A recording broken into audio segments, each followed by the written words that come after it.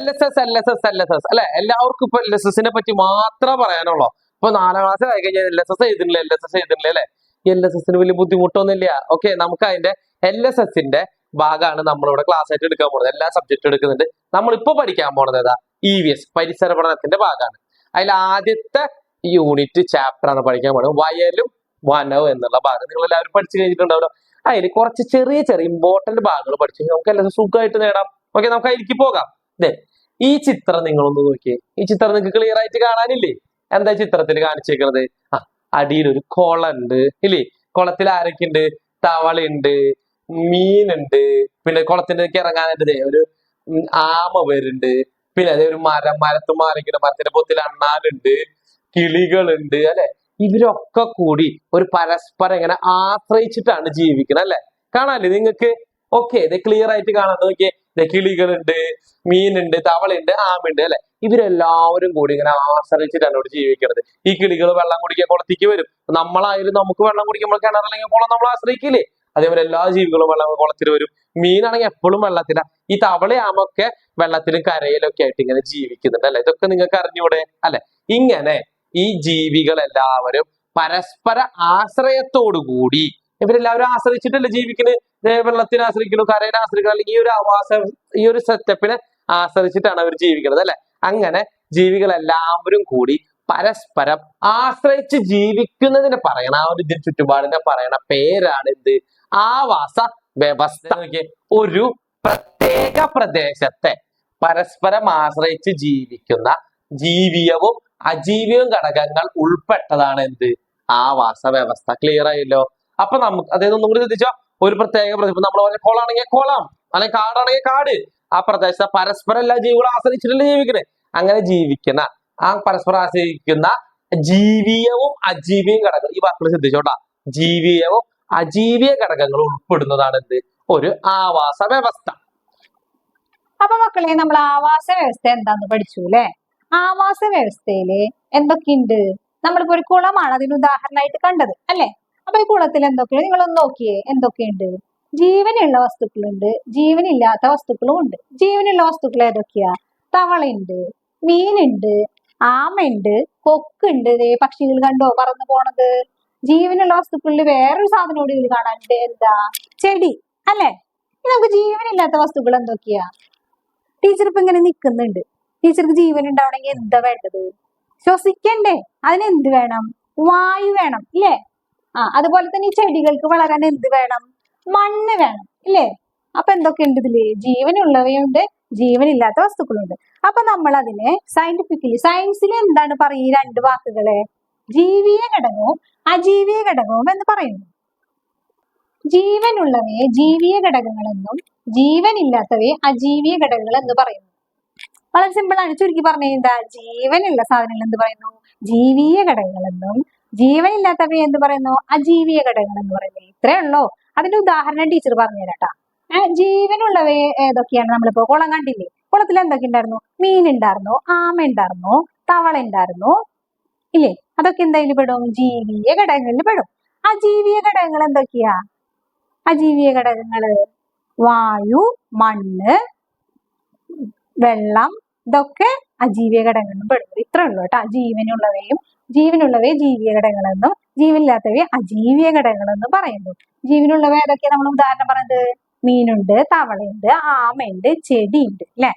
അപ്പൊ ജീവനില്ലാത്തവ ഏതൊക്കെയാ? വായു, മണ്ണ്, ജലം. ഇതൊക്കെയാണ് രണ്ടും. മനസ്സിലായില്ലോ? അപ്പൊ നമ്മള് ആവാസ വ്യവസ്ഥ പഠിച്ചു, ജീവീയ ഘടകങ്ങൾ പഠിച്ചു, അജീവീയ ഘടകങ്ങളും പഠിച്ചു. ഇതൊക്കെ ചോദ്യം വരാണ്ടാ. ഇപ്പൊ എന്താ പറയാ, ഒരു ഓപ്ഷൻ കൂട്ടത്തിൽ പെടാത്തത് ഏത്? ആമ, തവള, മീന്, വെള്ളം. ഏതാ നിങ്ങൾ എഴുതുക? വെള്ളം അല്ലെ? കാരണം എന്താ? ബാക്കി 3 ജീവീയ ഘടകങ്ങളാണ്, മറ്റേത് ഏതാ? അജീവീയ ഘടകമാണ്. അപ്പൊ ഇനി അടുത്തൊരു ചോദ്യം ചോദിക്കട്ടെ ഞാൻ. ശ്രദ്ധിച്ചു കേട്ടോ. അടുത്തത് കൂട്ടത്തിൽ പെടാത്തത് കേട്ടാ. ഓപ്ഷൻ എ ജലം, ഓപ്ഷൻ ബി വായു, ഓപ്ഷൻ സി ചെടി, ഓപ്ഷൻ ഡി മണ്ണ്. ഇതിലേതാ വരിക?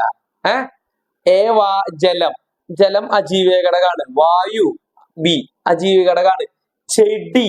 ചെടി ഇതിന് വരിക ചെടി ജൈവ ഘടക അല്ല ജീവിക ഘടകമാണ്. ചെടിക്ക് ജീവനല്ലേ ഉണ്ട്. ചെടി അത് വിത്തായിരുന്നു മുളച്ചു വന്നത് ഇങ്ങനെ ഇലകളൊക്കെ വന്ന് ഇങ്ങനെ മോളിൽ പോയിട്ട് പൂവും കായൊക്കെ ഉണ്ട്, ചെടി വളരുന്നുണ്ട് അല്ലെ. അപ്പൊ ചെടിക്ക് ജീവനുണ്ട്. പിന്നെ പറഞ്ഞത് ആ മണ്ണ് അജീവ ഘടകമാണ്. അപ്പൊ ബാക്കി മൂന്നും അജീവ ഘടകമാണ്. നമ്മുടെ ആളാരായിരുന്നു? ചെടി. ഓക്കെ, അപ്പൊ അങ്ങനെ ഇരുന്ന് ചോദ്യം വരാട്ടാ. നമ്മൾ അതൊക്കെ പഠിച്ചു. അടുത്തത് നമ്മൾ പഠിക്കാൻ പോകുന്നത് വളരെ ഇമ്പോർട്ടന്റ് ആയിട്ടുള്ള ഭാഗമാണ് അനുകൂലനങ്ങൾ. കണ്ട, അനുകൂലനങ്ങൾ. അനുകൂലനങ്ങൾ എന്ന് പറഞ്ഞു കഴിഞ്ഞാൽ ഇപ്പൊ എക്സാമ്പിൾ ആയിട്ട് പറഞ്ഞേ, ഇപ്പൊ നിങ്ങളെ തവള വേണ്ട, താറാവിനെ കണ്ടിട്ടുണ്ടാവും നിങ്ങൾ അല്ലെ. കോഴിയെ പോലെയാണോ താറാവിന്റെ കാല്? ഒന്ന് ആലോചിച്ച് നോക്കിയൊക്കെ. അല്ലല്ലോ. ആ, താറാവിന്റെ കാലിൽ എന്താ പുറത്ത്? കോഴി വെള്ളത്തിലിട്ട് വെള്ളത്തിൽ കുളത്തിൽ ചാടുന്ന ജീവിയാണോ കോഴി? അല്ല. താറാവ് എന്ന് പറഞ്ഞാൽ വെള്ളത്തിൽ കരയിലോ വെള്ളത്തിൽ മീനെ പിടിക്കാനൊക്കെ പോകണം, അല്ലെങ്കിൽ വെള്ളത്തിൽ ഇങ്ങനെ നീന്തുന്ന ജീവിയാണ് താറാവ്. അതിന് പ്രത്യേകതയായിട്ട് താറാവിന്റെ കാലും എന്തുണ്ട്? താറാവിന്റെ വിരലുകളുടെ ഇടയിൽ ഇങ്ങനെ ഒരു ചർമ്മം ഉണ്ടാവും. നിങ്ങൾ ശ്രദ്ധിച്ചു നോക്കിയാൽ കാണാം. താറാവിന്റെ ചിത്രത്തിൽ നോക്കുമ്പോൾ കാണാൻ പറ്റുണ്ടാ എങ്ങനെയുണ്ട് താറാവിന്റെ കാലിന്റെ ഇടയിലൊക്കെ ചർമ്മം ഉണ്ടാവും. അതെന്തിനാ? വെള്ളത്തിൽ സുഖമായിട്ട് ഇങ്ങനെ നീന്താൻ വേണ്ടിയിട്ട്. താറാവിന്റെ കൊക്കും അതേമാതിരി വെള്ളത്തിൽ കുളു ഇങ്ങനെ ആക്കാൻ വേണ്ടിയിട്ടുള്ള ഒരു പ്രത്യേക ടൈപ്പ് കൊക്ക. അതൊക്കെ താറാവിന് എന്തിനു വേണ്ടിയിട്ടുള്ള അതിനാണ് അനുകൂലനം എന്ന് പറയുന്നത്. എന്താ വെച്ച് കഴിഞ്ഞാൽ ഒരു ജീവിക്ക് അതിന്റെ വാസസ്ഥലത്ത് ജീവിക്കാൻ വേണ്ടിയിട്ട് അതിന് എന്തൊക്കെ പ്രത്യേകതകളാണോ ഉള്ളത്, അതിന്റെ സവിശേഷതകൾ എന്താണോ അതാണ് ആ ജീവിനെ ആ വാസസ്ഥലത്ത് ജീവിക്കാൻ വേണ്ടിയിട്ട് ആക്കുന്നത്. അതാണ് അനുകൂലനം എന്ന് പറയുന്നത്. ക്ലിയർ ആയല്ലോ? ഓക്കെ, അപ്പൊ അനുകൂലനം എന്തായെന്ന് പറയാം. ഇനി ഓരോ ജീവിക്കുള്ള അനുകൂലനങ്ങൾ എന്താ നമുക്ക് പഠിക്കാം.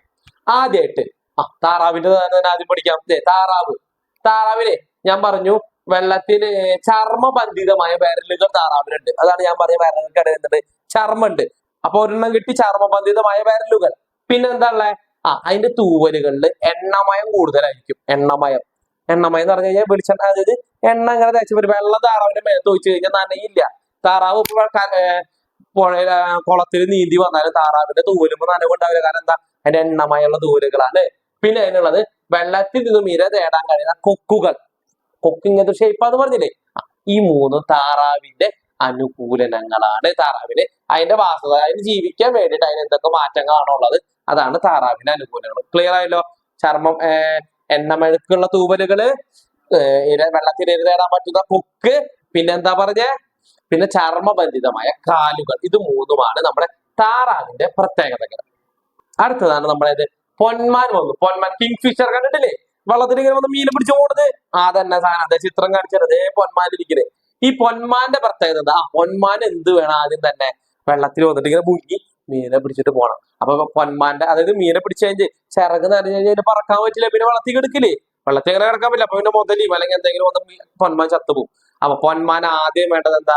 താറാവിന്റെ പോലെ തന്നെ നനയാത്ത ചിറക്, എണ്ണമെഴുക്കുള്ള തൂവല്. അതേപോലെ പൊന്മാന്റെ ഒരിക്കലും വെള്ളത്തിൽ പോയി മീനെ പിടിച്ചു കഴിഞ്ഞാൽ പൊന്മാൻ നനയില്ല. അപ്പൊ ഒന്നാമത്തെ പ്രത്യേകത നനയാത്ത ചിറക്. പിന്നെ പൊന്മാന്റെ കൊക്ക് നിങ്ങളുണ്ടാവും, നീണ്ടു കൂർത്ത ബലമുള്ള കൊക്കായിരിക്കും എന്ത്? പൊന്മാനുള്ളത്. നീണ്ടു കൂർത്ത ബലമുള്ള, എന്തിനാ? വന്ന് മീനെ കൊത്തി പൊക്കി പോവാൻ. ഓക്കെ, നീണ്ടു കൂർത്ത ബലമുള്ള കൊക്ക്. പിന്നെ പൊന്മാൻ കൊക്കൊണ്ട് പിടിച്ചു കഴിഞ്ഞാൽ കാണാം. പിന്നെ ഈ മീനെ കാലോണ്ട് ഇങ്ങനെ പിടിച്ചിട്ടായിരിക്കും പറന്ന് ഇങ്ങനെ എവിടെയെങ്കിലും പോയിരുന്ന് തിന്നുന്നു, അല്ലെങ്കിൽ കാലോണ്ടൊക്കെ പിടിക്കലാണ് മീൻ അല്ലെ. അതിന് വേണ്ടിട്ട് എന്താ? കൂർത്ത് മൂർച്ചേറിയ നഖങ്ങളുണ്ട് ആർക്ക്? പൊന്മാൻ. മീനെ പിടിക്കാൻ. ക്ലിയർ ആയല്ലോ? അപ്പൊ ഇതൊക്കെയാണ് പൊന്മാന്റെ അനുകൂലനങ്ങൾ. താറാവിന്റെ പഠിച്ചു, പൊന്മാന്റെ പഠിച്ചു. ഇത് ചോദ്യം വരൂട്ടാ. നമുക്ക് ഇങ്ങനെ ചോദ്യം വരുന്നല്ലോ. താഴെ കൊടുത്ത താറാവിന്റെ അനുകൂലനം അല്ലാത്തത് ഏത്? എന്നിട്ട് ഓപ്ഷൻ തരിക. ഒന്ന് എണ്ണമയുള്ള തൂവലുകള്, രണ്ടാമത്തെ വെള്ളത്തിൽ നിര തേടാൻ കഴിയുന്ന കൊക്കുകള്, ഇതൊക്കെയാണ്. മൂന്നാമത്തെ ചർമ്മബന്ധിതമായ കാലുകൾ. പിന്നെ നാലാമത് തരികയെന്ന് വിചാരിക്കും എന്ത്? വളഞ്ഞ മൂർച്ചയുള്ള കൊക്ക് തന്നു വിചാരിക്കും. അതാർക്കുള്ളതാ? അത് പരിധിനുള്ളതാ. കട വളഞ്ഞ മൂർച്ചയുള്ള കൊക്ക് പരിധിനുള്ളതാ. അത് താറാവിന്റെ തന്നാ കിട്ടും. അപ്പൊ അങ്ങനെ ചോദ്യം ചോദിക്കാണ്ടാ.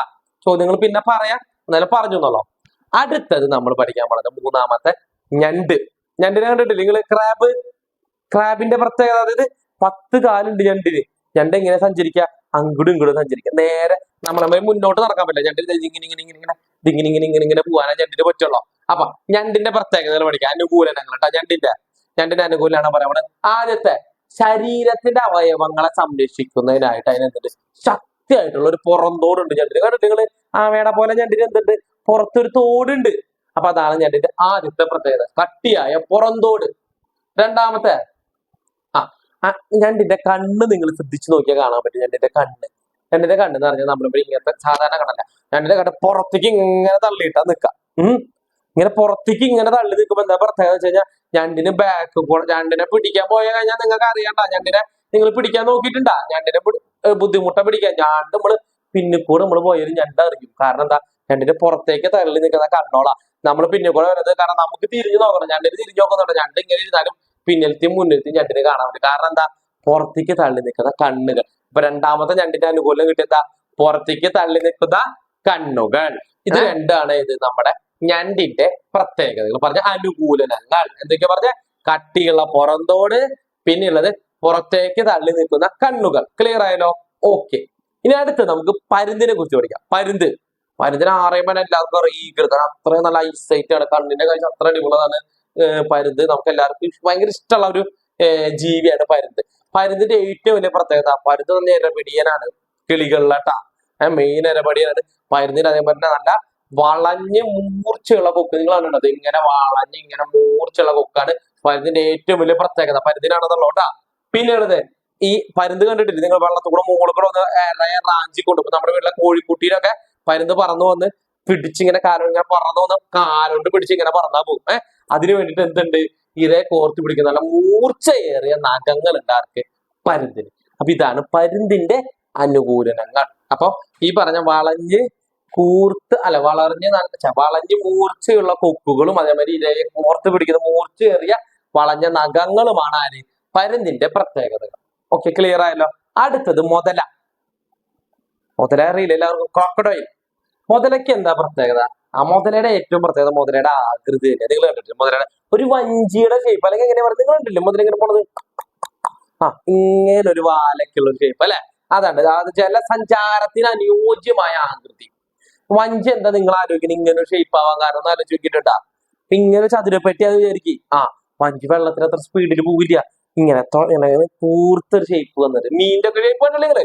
ഒന്ന് ആലോചിച്ച് മീനൊക്കെ ഇങ്ങനെ അല്ലെ? എല്ലാം ഇങ്ങനെയാണ്. അതെന്തിനാ? വെള്ളത്തിൽ കൂടെ സുഖമായിട്ട് ഇങ്ങനെ പോവാൻ. ആ ഒരു ഷേപ്പാണ് ആർക്ക്? മുതലക്കുള്ളത്. അതാണ് ജലസഞ്ചാരത്തിന് അനുയോജ്യമായ ആകൃതി ആർക്കുണ്ട്? നമ്മുടെ മുതലക്കുണ്ട്. പിന്നെ മുതലയുടെ ഏറ്റവും വലിയ അനുകൂലം എന്ന് പറഞ്ഞാൽ അതിന്റെ വാലാണ്. മുതല നീന്തുമ്പോണ്ടല്ലേ വാലിങ്ങനെ ഇങ്ങനെ ഇങ്ങനെ അടിച്ചടിച്ചിട്ട് നീന്തുക. കാരണം എന്താ? ജലത്തിന് വെള്ളത്തിൽ തുഴയാൻ കഴിയുന്ന വാല്. അതാണ് മുതലയുടെ അടുത്ത അനുകൂലം. ഓക്കെ, ക്ലിയർ ആയല്ലോ? അടുത്തത് കൊക്ക്. വെള്ളത്തിലെ കൊക്ക് കണ്ടിട്ടില്ലേ? നമ്മുടെ കൊക്ക് നല്ല നീണ്ട കാലുള്ള കൊക്കുകൾ ഇങ്ങനെ നടന്നു പോകുന്നുണ്ട് വെള്ളത്തിന്. വെള്ള നടത്തില്ല തന്നെ. കൊക്കിന്റെ ഏറ്റവും വലിയ പ്രത്യേകത നീണ്ട കാലുകൾ, നീളമേറിയ കാലുകൾ ഒന്നാമത്തെ അനുകൂലം. രണ്ടാമത് എന്താ പറയാ കൊക്കിന്റെ? രണ്ടാമത്തേന് നീളമേറിയ കഴുത്ത്. കൊക്കിന്റെ കഴുത്ത് നിങ്ങൾക്ക് അറിയാം അല്ലെ? കോഴിയുടെ നമ്മുടെ ഇത്രയുള്ളൂ അല്ല, ജിറാഫിന്റെ പോലെ ഇല്ല, എന്നാലും അതേപോലെ നല്ല നീളമേറിയ കഴുത്താണ് ഇതിനുള്ളത്, കൊക്കിനുള്ളത്. എന്തിനത്?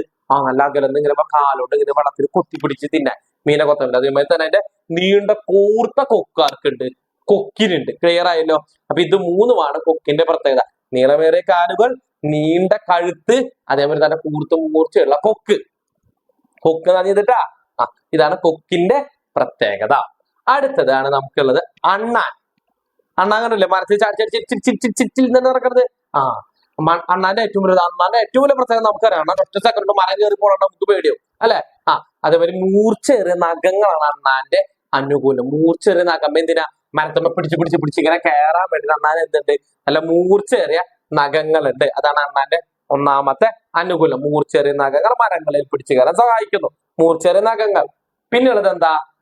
ഈ അണ്ണാനുണ്ടല്ലോ, നിങ്ങൾ ശ്രദ്ധിച്ചു നോക്കിയാൽ അറിയാം. ഈ പൂച്ചയൊക്കെ പിടിക്കാൻ പെട്ടെന്ന് മരത്തിൽ വിട്ട് അനങ്ങാണ്ടിരിക്കും. അണ്ണാനെ മരത്തിൽ അല്ലെങ്കിൽ നമുക്ക് ചിരി സൗണ്ട് ഉണ്ടാക്കുമ്പോൾ നമ്മൾ പെട്ടെന്ന് നമുക്ക് അണ്ണാനെ കാണാൻ പറ്റുമോ? പെട്ടെന്ന് കാണാൻ പറ്റില്ല. കാരണം എന്താ? അണ്ണാന്റെ നിറം. അതായത് പെട്ടെന്ന് ശത്രുക്കൾക്ക് തിരിച്ചറിയാൻ പറ്റാത്ത തരത്തിലുള്ള കളർ. അതാണ് അണ്ണാന്റെ പ്രത്യേകത, നിറം. ഓക്കെ, അപ്പൊ ഇത് രണ്ടാണ് അണ്ണാന്റെ അനുകൂലം. ജീവിക്കാൻ വേണ്ടിയിട്ട് വാസാലത്ത് മറ്റൊരു ജീവിതത്തെ രക്ഷപ്പെടാനും അവിടെ സ്വയമായിട്ട് ജീവിക്കാൻ വേണ്ടിയുള്ള അണ്ണാന്റെ അനുകൂലമാണ് എന്ന് പറഞ്ഞ ഈ രണ്ട് കാര്യങ്ങൾ. അടുത്തതാണ് മരംകൊത്തി. മരംകൊത്തി എന്ന് പറഞ്ഞാൽ മരംകൊത്തിനെ ശ്രദ്ധിച്ചു നോക്കിയവർക്ക് അറിയാം മരംകൊത്തി അത്ര ഭയങ്കര പ്രത്യേകതയുള്ള കിളിയാണ്. മറ്റു കിളികളെ പോലെ. ഇപ്പൊ മറ്റു കിളികള് ചില്ലേമ, മരത്തിന്റെ ചില്ല, ഇത് ചില്ലയാണെങ്കിൽ ചില്ലേമ ഒന്നിങ്ങനെ ഇരിക്കും. ഇത് മരം ഇങ്ങനെ ചില്ലേമ ഇരിക്കും. മരംകൊത്തി എവിടെ ഇരിക്കും നിങ്ങൾ ശ്രദ്ധിച്ചിട്ടുണ്ടാ? തെങ്ങാണ് എന്ത് ഈ മരത്തുമ്പോ ഇങ്ങനെയൊക്കെ ഇരിക്കും. മരകൊത്തി ഇങ്ങനെയൊക്കെ നോക്കി ഇങ്ങനെ മരം ഇങ്ങനെ കൊത്തി പോകും. അതതിന്റെ പ്രത്യേകത. അതായത് മരത്തുമ്പോൾ എങ്ങനെ വേണമെങ്കിൽ ഇരിക്കും. അതിന്റെ കാലിന്റെ പ്രത്യേകത നോക്കിയേ. ആ മരംകൊത്തിയുടെ ഏറ്റവും വലിയ പ്രത്യേകത മരത്തിൽ കയറാൻ സഹായിക്കുന്ന നഖങ്ങളോട് കൂടിയ പാദങ്ങൾ. അതിന്റെ കാലും ഇങ്ങനെ മരത്തെ മള്ളി പിടിക്കാൻ പറ്റിയ നഖങ്ങളുണ്ട് മരംകൊത്തിനെ. എനിക്ക് കാണുമ്പോൾ ശ്രദ്ധിക്കണം, ഫോട്ടോ നോക്കിയാൽ നിങ്ങൾക്ക് മനസ്സിലാവും അല്ലെ. ആ ഈ മരംകൊത്തി അതിന്റെ പ്രത്യേകതയാണ് പറഞ്ഞത്, നഖങ്ങളോട് കൂടിയ പാദങ്ങൾ. നഖങ്ങളോട് കൂടിയ പാദങ്ങൾ അതിനുണ്ട്. പിന്നെ അതിന്റെ ബലമേറിയ മരംകൊത്തി മരത്തിൽ ഇങ്ങനെ കൊത്തി കൊത്തി കൊത്തി ഓട്ട ഉണ്ടാക്കി അതിൽ കൂടി വെക്കും. അതേമാതിരി തന്നെ മരത്തിൽ ഓട്ട ഉണ്ടാക്കി മരത്തിന്റെ ഉള്ളിലെ പുഴുക്കൾ, കേടായ മരത്തിന്റെ പുഴുക്കളൊക്കെ അവരൊക്കെ പിടിച്ചു തരും. അതിന്റെ രണ്ടാമത്തെ പ്രത്യേകത അതിന്റെ ബലമേറിയ കൊക്ക്. മരംകൊത്തിനെ ശ്രദ്ധിച്ചു നോക്കിയാൽ തന്നെ കണ്ടവർക്ക് അറിയാം, ബലമേറിയ കൊക്കുണ്ട് മരംകൊത്തി. ഓക്കെ, അപ്പൊ ബലമേറിയ കൊക്കിനെ തേടുന്നതിന് സഹായിക്കും. ഇത് രണ്ടുമാണ് നമ്മുടെ മരംകൊത്തിയുടെ പ്രത്യേകത. ഇത് തെറ്റിക്കില്ലല്ലോ, ഇല്ല. അടുത്തത് നീർക്കോലി. നീർക്കോലിയുടെ പ്രത്യേകത എന്ന് പറഞ്ഞാൽ ബാക്കി എല്ലാ പാമ്പുകളും ഇപ്പൊ നമ്മളോട് ഉണ്ട്. ഏതുണ്ട്? മൂർഖനുണ്ട്, അണലുണ്ട്, രാജൻ പറയുന്നത് കുറേ പാമ്പുകളുണ്ട് അല്ലെ. നീർക്കോലിന് എപ്പോഴും കുളത്തിൽ നീന്താൻ നമ്മുടെ കുട്ടികളില്ലേ, നീന്തലാകുന്ന കുട്ടികളില്ലേ, നിങ്ങൾ കണ്ടിട്ടില്ലേ നീർക്കോലിനെ? ആ നീർക്കോലി ഇവിടെ എപ്പോഴും കാണാൻ പറ്റുക പാടത്തും കുളത്തിലൊക്കെയാണ് നീർക്കോലി ഉണ്ടാവുള്ളൂ. നീർക്കോലി വെള്ളത്തിലാണ് കിടന്ന് കളിക്കുക. നീർക്കോലിയുടെ ഏറ്റവും വലിയ പ്രത്യേകത നീർക്കോലി വെള്ളത്തിലുണ്ടാവും. അപ്പൊ നീർക്കോലിയുടെ ഏറ്റവും വലിയ പ്രത്യേകത എന്താ, അല്ലെങ്കിൽ അനുകൂലം എന്താ? വെള്ളത്തിൽ തുഴഞ്ഞ് സഞ്ചരിക്കുന്നതിന് വഴക്കമുള്ള ശരീരം. മീനെ പോലെ ഇങ്ങനെ നല്ല ചെറുതായിട്ടുള്ള വഴക്കം, അതിങ്ങനെ വെള്ളത്തിൽ നല്ല സ്പീഡിൽ പോകുന്ന നീർക്കോലി അല്ലെ. ആ അപ്പൊ വെള്ളത്തിൽ തുഴഞ്ഞ് സഞ്ചരിക്കുന്നതിന് വഴക്കമുള്ള ശരീരമാണ് ആദ്യത്തെ അനുകൂലനം. പിന്നെ അതിൻ്റെ ഉള്ളത് അതിന്റെ ഈ നീർക്കോലി വെള്ളത്തിൽ മാത്രമല്ല അത് എന്തിലും പോവും, കരയിലും പോവും. ബാക്കി പാമ്പുകൾ വെള്ളത്തിലിട്ട നീന്തൊക്കെ ചെയ്യും, പക്ഷെ നീർക്കോലി ഫുൾ ടൈം വെള്ളത്തിലാണ്. പക്ഷെ മറ്റു പാമ്പ് പോലെ നീർക്കോലി നല്ല സ്പീഡാ വെള്ളത്തിൽ, മീൻ പോണ പോലെ ഇങ്ങനെ പോകും. അതിനാണ് അതിന്റെ പ്രത്യേകത, വഴക്കമുള്ള ശരീരം ഉള്ളത്. അതേമാതിരി കരയിലും അത് നല്ല സുഖമായിട്ട് നീന്തി പോകും മറ്റു പാമ്പിനെ പോലെ. അതാണ് അതിന് എന്തുണ്ട്, അതിന്റെ ഉരസില്, ആ പാമ്പിന്റെ ഉരസില് പാമ്പിന്റെ അടിഭാഗത്ത് ഉരസില് എന്തുണ്ട്? അതിന്റെ ഉരസില് ശൽക്കങ്ങൾ ഉണ്ട്, നിറച്ച് ശൽക്കങ്ങൾ. എന്ന് പറഞ്ഞാൽ ചെറിയ ചെറിയ നമ്മുടെ മീനിന്റെ ചതമ്പല് പ്രധാനമല്ല. ഈ ശൽക്കങ്ങൾ എന്തിനു സഹായിക്കും? അതിനെ മണ്ണിൽ കൂടെ കരയിൽ കൂടെ സഞ്ചരിക്കുന്നതിനും സഹായിക്കും. ഈ നീർക്കോലി കരയിപ്പോ വെള്ളത്തിൽ കൂടെ നീന്തി ഇപ്പൊ ആ കരയിൽ ഇപ്പൊ ഒരു തവളിരിക്കണമെങ്കിൽ പോയി തവളനെ പിടിച്ച് തിന്നിട്ട് ഇങ്ങോട്ട് പോരും. അതിനെന്താ കാരണം? അതിന് ശൽക്കങ്ങളുണ്ട്. അപ്പൊ അതിന് കരയിൽ കൂടി നീന്താനായിട്ട് പറ്റും. ഓക്കെ, അപ്പൊ നോക്കിയേ മീനിന്റെ അനുകൂലനം എന്താന്ന് നോക്കിയേ. മീൻ തോണിയുടേത് പോലെ രണ്ടറ്റവും കൂർത്ത ശരീര പ്രകൃതി. അപ്പൊ നമ്മൾ നേരത്തെ പറഞ്ഞു അല്ലെ, തോണി ഇങ്ങനെയാ സ്പീഡിൽ പോവാനായിട്ടുള്ള അതിന്റെ ആകൃതി എങ്ങനെയുള്ളത്? രണ്ടറ്റം കൂർത്ത ഷേപ്പ് ആവണ്ടേ, ചതുരത്തിലായി കഴിഞ്ഞ് പോവില്ല എന്നൊക്കെ നേരത്തെ ക്ലാസ്സിൽ നമ്മൾ പഠിച്ചൂലേ. അപ്പൊ മീനിന്റെ പ്രത്യേകത എന്താ? തോണിയുടേത് പോലെ രണ്ടറ്റവും കൂർത്ത ശരീര പ്രകൃതി. പിന്നെ തുഴയാൻ സഹായിക്കുന്ന ചിറകുകൾ. മീൻ ഇങ്ങനെ പോകണ്ടിട്ടില്ലേ ചിറകിട്ടടിച്ചിട്ട് ഇങ്ങനെ, അതാണ് തുഴയാൻ സഹായിക്കുന്ന ചിറകുകൾ എന്ന് പറയുന്നത്. അപ്പൊ മീനിന്റെ എന്താ പറഞ്ഞത്? തോണിയുടെ പോലെ രണ്ടറ്റവും കൂർത്ത ശരീരാകൃതി, തുഴയാൻ സഹായിക്കുന്ന ചിറകുകളുണ്ട്. അതാണ് മീനിന്റെ അനുകൂലനം. ഇനി അടുത്തത് നോക്കിയേ, തവള. തവളയുടെ ശരീരം എങ്ങനെയുള്ളതാ? വഴുവഴുപ്പുള്ള ശരീരം അല്ലേ. നമ്മുടെ മേത്ത് തവള വീണ് കഴിഞ്ഞാൽ നമുക്ക് അറപ്പാവില്ലേ, അതിന് തൊടുമ്പോ ഒരു തണുപ്പും ഉണ്ടാവും, ഒരു വഴുവഴുപ്പും ഉണ്ടാവും. അപ്പൊ അത് ആലോചിച്ചാൽ മതി. തവളയുടെ ഒരു അനുകൂലം എന്താ? വഴുവഴുപ്പുള്ള ശരീരം, നീളമേറിയ നാവുകൾ. നീളമേറിയ നാവുകൾ വേറൊരു ജീവിയും കൂടി കണ്ടിട്ടുണ്ടോ നിങ്ങള്? ആർക്കാ? പാമ്പിന് അല്ലെ. ഏകദേശം പാമ്പിന്റെ നാവ് പോലെ തന്നെയാണ് തവളയുടെ നാവ്. അപ്പൊ പിന്നെ അടുത്തതാ ചർമ്മബന്ധിതമായ വിരലുകൾ. ഇത് നമ്മൾ വേറൊരു ജീവിയുടെ കാര്യത്തിലും പഠിച്ചു, ചർമ്മബന്ധിതമായ വിരലുകൾ. ആരാ? താറാവ്. താറാവിന്റെ പാദം പറഞ്ഞില്ലേ, ചർമ്മബന്ധിതമായ പാദമാണ്, വിരലിന്റെ ഇടകളിലും ഇങ്ങനെ ചർമ്മം ഉണ്ടെന്ന്. അതുപോലെ തന്നെ സെയിം ആണ് ആരുടെ കാര്യത്തിലും? തവളയുടെ കാര്യത്തിലും. അപ്പൊ തവളയുടെ എന്താ അനുകൂലം നമ്മൾ പറഞ്ഞത്? വഴുവഴുപ്പുള്ള ശരീരം, നീളമേറിയ നാവ്, അതുപോലെ എന്താ? ചർമ്മബന്ധിതമായ വിരലുകളും. ഈ മൂന്നാണ് തവളയുടെ അനുകൂലനം. അടുത്തത് എന്താ? ഏറ്റവും ഈസിയാണ് പഠിക്കാൻ അല്ലെ. ഒരൊറ്റ അനുകൂലനം മാത്രമല്ല, കട്ടിയേറിയ പുറന്തോട്. ഈ കട്ടിയേറിയ പുറന്തോട് നമ്മൾ കണ്ടിട്ടുണ്ടല്ലോ ആമേനെ. ആമ നമ്മൾ അടുത്തേക്ക് വന്നു കഴിഞ്ഞാൽ എന്താ ചെയ്യാ? ഇല്ലേ, എന്താ ചെയ്യാ? കഴുത്ത് മാത്രല്ല അതിന്റെ മൊത്ത ശരീരം ഉള്ളിലേക്ക് ആകും. എന്നിട്ട് നമുക്ക് പുറത്തുനിന്ന് കാണുമ്പോ എന്താ തോന്നുക? ഒരു തോടിന്റെ ഉള്ളിലെ ഒരു സാധനം. ആമയെ നമുക്ക് തോന്നില്ലല്ലോ. അതാണ് അതിന്റെ പ്രത്യേകത. അത് തന്നെയാണ് അതിന്റെ അനുകൂലം എന്ന് പറയുന്നത്. ഇനി അടുത്ത ജീവി ഏതാ? പൂച്ച. പൂച്ചയുടെ പ്രത്യേകത എന്താ? പൂച്ച വീണ് കഴിഞ്ഞ പൂച്ചയ്ക്ക് എന്തെങ്കിലും പരിക്ക് പറ്റാറുണ്ടോ? ഉണ്ടാ? ഇല്ലല്ലോ. അതെന്താ? പൂച്ചയ്ക്ക് അതിന്റെ അനുകൂലം എന്താന്ന് നോക്കിയേ. നഖങ്ങൾ ഉള്ളിലേക്ക് വലിക്കാനുള്ള കഴിവ്. വീണ് കഴിഞ്ഞാൽ പരിക്ക് പറ്റില്ല എന്ന് പറഞ്ഞ എന്താ കാരണം? ടീച്ചർ പറഞ്ഞില്ല അല്ലെ. അത് 4 കാലിലല്ലേ എപ്പോഴും വീഴുക. അതുകൊണ്ട് തന്നെ 4 കാലിൽ ഇങ്ങനെ വീഴുമ്പോ അതിനിങ്ങനെ നിൽക്കാനുള്ള ഒരു ശേഷിയുണ്ട്. അത് ചെരിഞ്ഞു മറിഞ്ഞൊന്നും വീഴില്ല. ഇവിടെ എത്ര ഉയരത്തുനിന്ന് വീണാലും അത് 4 കാലിൽ തന്നെ വീഴുള്ളൂ. ഇനി അതിന്റെ അനുകൂലം നോക്കിയേ. നഖങ്ങൾ ഉള്ളിലേക്ക് വലിക്കാനുള്ള കഴിവ്. അതിനിങ്ങനെ നമ്മുടെ നഖത്ത് കണ്ടില്ല ഇങ്ങനെ ഇരിക്കുക. പൂച്ചയുടെ നഖം ഇങ്ങനെ ഉള്ളിലേക്ക് അതിനെ വലിക്കാനുള്ള ഒരു ശേഷിയുണ്ട്. പിന്നെ രാത്രി കണ്ണ് കാണും, അതൊരു പ്രത്യേകതയാണ്. പൂച്ചയുടെ ഒരു പ്രത്യേകത എന്താ പറഞ്ഞത്? രാത്രി കണ്ണ് കാണും ചെയ്യും, നഖങ്ങൾ ഉള്ളിലേക്ക് വലിക്കാനുള്ള കഴിവുമുണ്ട്. ഇനി ചെമ്മീൻ. ചെമ്മീൻ നമുക്ക് എല്ലാവർക്കും ഇഷ്ടമുള്ള ഒരു വിഭവമാണ് അല്ലെ ചെമ്മീൻ. അപ്പൊ ചെമ്മീന്റെ അനുകൂലം എന്താന്ന് നോക്കാം. വാലിനോടടുത്ത് മുള്ളുകളുള്ള ചിറകുകൾ കണ്ടിട്ടില്ലേ നിങ്ങൾ? ചെമ്മീന്റെ വാലിന്റെ അറ്റത്ത് ഇങ്ങനെ ചിറക് പോലെ രണ്ട് ഭാഗത്ത് ഇങ്ങനെ ഷേപ്പ് ചെയ്തിട്ട് ഇങ്ങനെ, അത് തന്നെയാണ് അതിന്റെ ഒരു പ്രത്യേകത എന്ന് പറയുന്നത്. വാലിനോടടുത്ത് മുള്ളുകളുള്ള ചിറകുകൾ കാണപ്പെടുന്നു. ഇത് എന്തിനു സഹായിക്കുന്നു? ചെമ്മീനെ എളുപ്പത്തിൽ ഇങ്ങനെ നീന്താനായിട്ട് സഹായിക്കുന്നു. വെള്ളത്തിൽ സഞ്ചരിക്കുന്ന വഴക്കമുള്ള ശരീരം. നമ്മൾ നേരത്തെ മീനിന്റെ കാര്യം പറഞ്ഞില്ല, രണ്ടറ്റം കൂർത്തു, അതുപോലെ തന്നെയാണ് ചെമ്മീനും. രണ്ടറ്റവും കൂർത്തിട്ട് ഇങ്ങനെ വെള്ളത്തിൽ ഇങ്ങനെ ഈസി ആയിട്ട് ഇങ്ങനെ തുഴഞ്ഞു പോകാനുള്ള ശേഷിയുണ്ട്. അപ്പൊ നമ്മൾ ഏതൊക്കെ ജീവികളുടെ അനുകൂലനം പഠിച്ചു? ഇപ്പോ മീൻ പഠിച്ചു, തവള പഠിച്ചു, ആമ പഠിച്ചു, പൂച്ച പഠിച്ചു, ചെമ്മീൻ പഠിച്ചു. എല്ലാ മക്കളും ഇത് നന്നായിട്ട് വായിച്ച് പഠിക്കണം കേട്ടാ. ഇതിന് എന്തായാലും നിങ്ങൾക്ക് ക്വസ്റ്റ്യൻ പഠിക്കും. ഇത് എളുപ്പമല്ലേ പഠിക്കാനും? ഓരോ ജീവിയുടെ അനുകൂലനം പഠിക്കുമ്പോൾ നമ്മൾ അതിന്റെ പ്രത്യേകത ഒന്ന് ആലോചിച്ചാൽ മതി, അപ്പൊ നമുക്ക് കിട്ടും കേട്ടാ. അപ്പൊ ക്ലിയർ ആയി വിചാരിക്കുന്നു കേട്ടാ. അപ്പൊ നമ്മള് ആവാസ വ്യവസ്ഥകൾ പഠിച്ചു, അനുകൂലനങ്ങൾ പഠിച്ചു അല്ലെ, അങ്ങനെ ഒരുപാട് കാര്യങ്ങൾ പഠിച്ചു. ഇന്നൊക്കെ ചോദ്യങ്ങൾ ഈ അനുകൂലനം എന്നാണ് കൂടുതൽ ചോദ്യങ്ങൾ വരിക കേട്ടാ. ഇനി ആവാസ വ്യവസ്ഥ നമ്മൾ പറഞ്ഞില്ലേ, ഒരു ജീവി ചുറ്റുപാടായിട്ട് ബന്ധപ്പെട്ട് ജീവിക്കുന്നത്. അപ്പൊ മനുഷ്യൻ നമ്മളൊരു ആവാസ വ്യവസ്ഥയിലാണ് ജീവിക്കുന്നത്. നമ്മൾ നമ്മുടെ ഒരു വീടിന്റെ ചുറ്റുപാട് ഗ്രാമാലയങ്ങളിൽ ആവാസ വ്യവസ്ഥയിൽ നിൽക്കണം. നമുക്ക് എന്ത് വേണം? നമുക്ക് നെൽവയലുകൾ വേണം, നമുക്ക് ഭക്ഷണം കഴിക്കാൻ അരി വേണം, കുടിക്കാൻ വെള്ളം വേണം, ശ്വസിക്കാൻ നല്ല ശുദ്ധവായു വേണം. ശുദ്ധവായു ആരാ തരുന്നത്? ശുദ്ധവായു മരങ്ങളാണ് തരുന്നത്. മരങ്ങളാണ് നമുക്ക് ഓക്സിജൻ തരുന്നത്. അപ്പൊ നമുക്ക് അത് വേണം. അതേമാതിരി തന്നെ ചെടികളിൽ നിന്നുള്ള ഫുഡുകൾ, ഇപ്പൊ നെല്ല്, ഫ്രൂട്ട്സ്, അതൊക്കെ നമ്മൾ കഴിക്കുന്നു. തിരിച്ച് നമ്മൾ അവർക്ക് വളങ്ങൾ കൊടുക്കണം. അതേമാതിരി നമ്മൾ മരിച്ചു കഴിഞ്ഞാൽ അത് മണ്ണിൽ അലിഞ്ഞു പോകുന്നു, അത് ചെടികൾ വലിച്ചെടുത്ത് വീണ്ടും വരുന്നു. ഓക്കെ, അങ്ങനെ ഒരു ആവാസ വ്യവസ്ഥയിലാണ് നമ്മൾ ജീവിക്കുന്നത്. നമുക്ക് കുളത്തിലെ മീനുകൾ നമ്മൾ പിടിക്കും.